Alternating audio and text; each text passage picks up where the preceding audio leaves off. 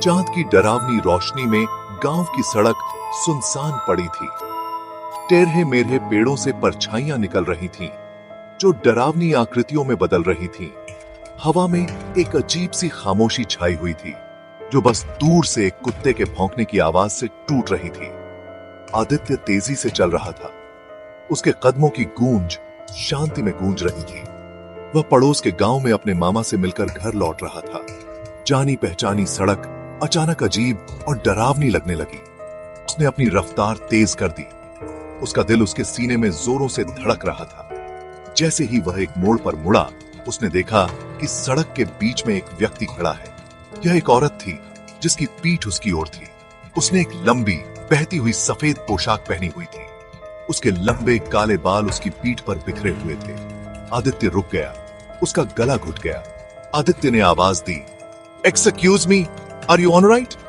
औरत नहीं मुड़ी। औरत धीरे धीरे मुड़ने लगी और आदित्य का खून ठंडा पड़ गया।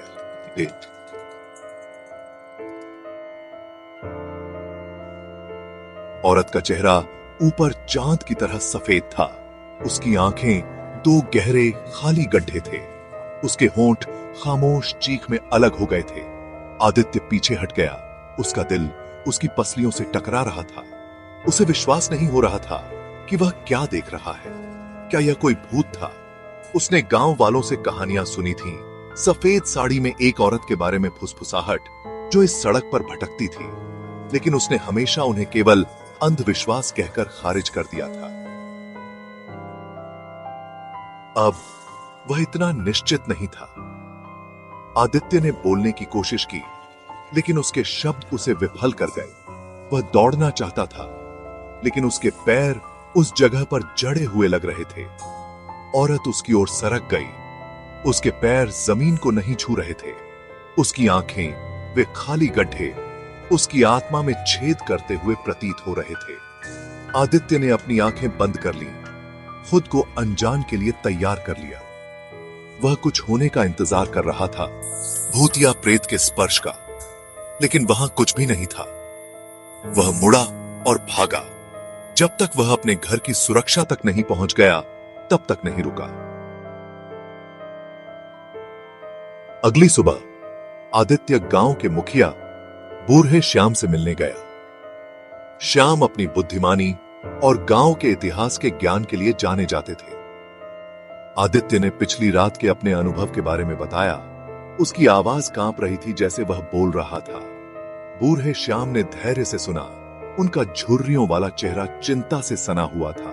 जब आदित्य समाप्त कर चुका था, तो श्याम ने आह भरी और कहा, आह, सफेद साड़ी वाली औरत। उसकी कहानी एक दुखद कहानी है।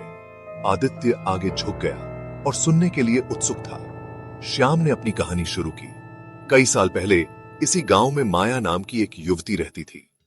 उसकी शादी उसके बचपन के प्यार विजय से होनी थी, लेकिन किस्मत को कुछ और ही मंजूर था।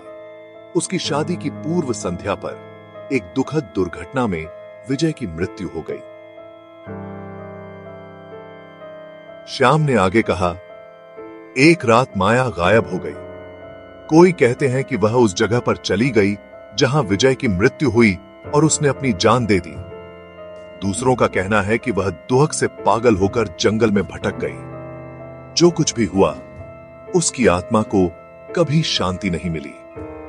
कहते हैं कि उसकी बेचैन आत्मा उस सड़क पर भटकती रहती है जहां विजय ने अंतिम सांस ली थी, उसे ढूंढती हुई। आदित्य ने ध्यान से सुना। उसका दिमाग दौड़ रहा था। तो सफेद साड़ी वाली औरत असली थी।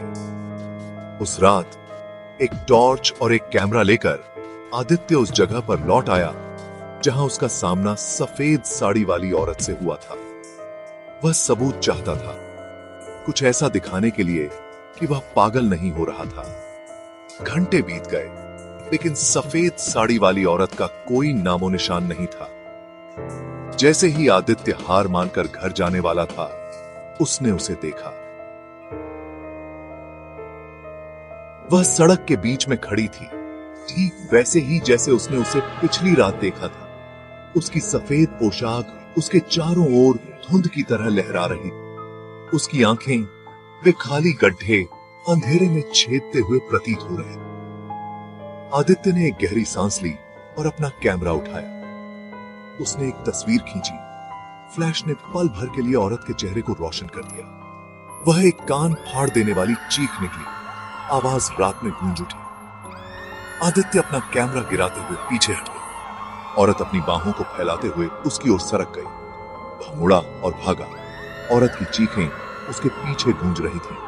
वह गांव पहुंचने तक नहीं रुका। हांफते और बेदम आदित्य सुनसान गांव की गलियों में ठोकर मार गया। औरत की द्रुतशीतन चीख और उसके भूतिया पीछा करने की याद ने उसकी रीरज की हड्डी को दहला दिया। उसने अपने कंधे पर नजर डाली। आधे मन से सफेद साड़ी वाली औरत को अपने पीछे सरकते हुए देखने की उम्मीद कर रहा था, लेकिन वहां कुछ भी नहीं था।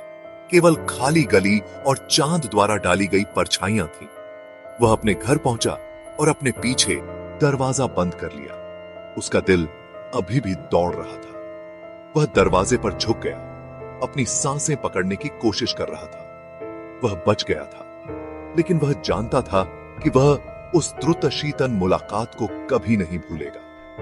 गांव जो कभी जाना पहचाना और सुकून देने वाला था, अब उसके अनुभव से कलंकित महसूस हुआ। अगली सुबह आदित्य ने जो तस्वीर ली थी उसे विकसित किया। जैसे ही छवि धीरे धीरे सामने आई, उसने अपनी सांस रोक ली। फोटो में चांद की भयानक चमक में नहाई हुई सुनसान सड़क दिखाई दे रही थी, और वहां सड़क के बीच में सफेद साड़ी वाली औरत थी। उसका चेहरा कैमरे की फ्लैश में कैद निराशा का मुखौटा था। उसकी आंखें हालांकि अभी भी सिर्फ गहरे गड्ढे हैं, एक गहरा दुहक खोई हुई किसी चीज की लालसा रखती हुई प्रतीत हो रही थी। आदित्य उस रात को प्रेत बाधित सड़क पर कभी नहीं भूला। वह गांव में ही रहता रहा, लेकिन रात में कभी अकेला नहीं चला, और वह हमेशा उस सड़क से बचता था जहां उसका सामना सफेद साड़ी वाली औरत से हुआ था।